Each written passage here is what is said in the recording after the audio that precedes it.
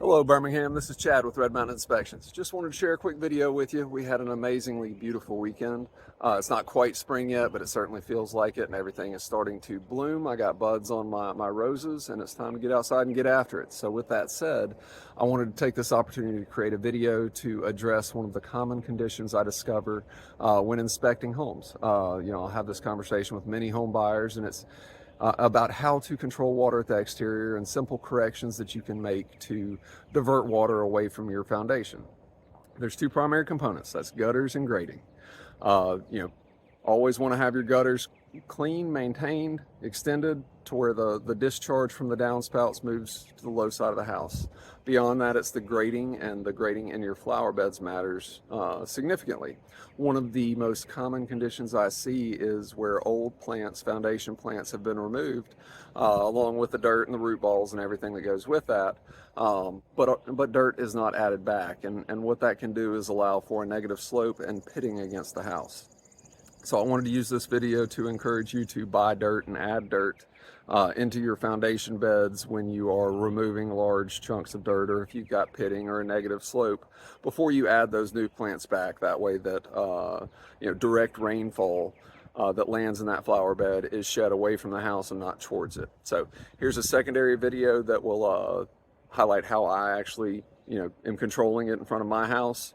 And I will have several other videos coming that will discuss, different border options and site grading corrections that you can make, as well as gutters and best practices there. So here's that video. I hope this helps. Have a fantastic spring. All right, guys, we're back. This is part 2 of the foundation planting video. Best ways of controlling moisture at the exterior and keeping your basement, garage, crawl space dry.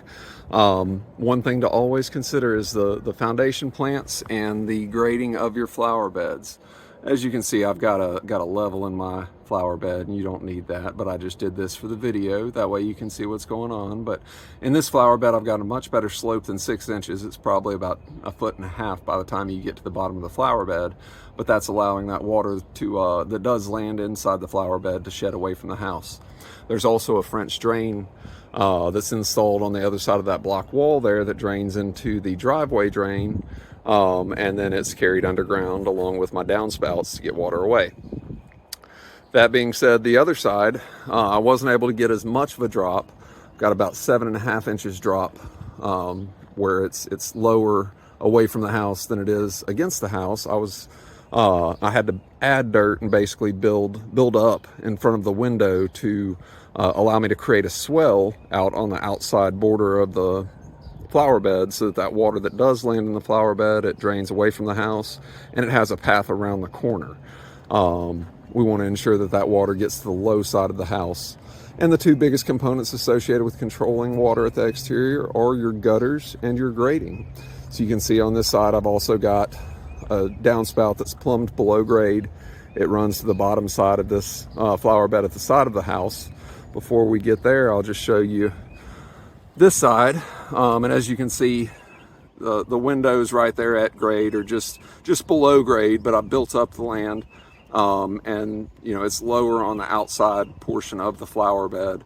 Got about a 7.5 inch drop, and all the water actually gets out of there and makes its way along the border all the way to the low side, and has a way to get out of the flower bed when we get down here. So it's simple corrections. Every house is different. Site grading is something that you need to maintain and monitor.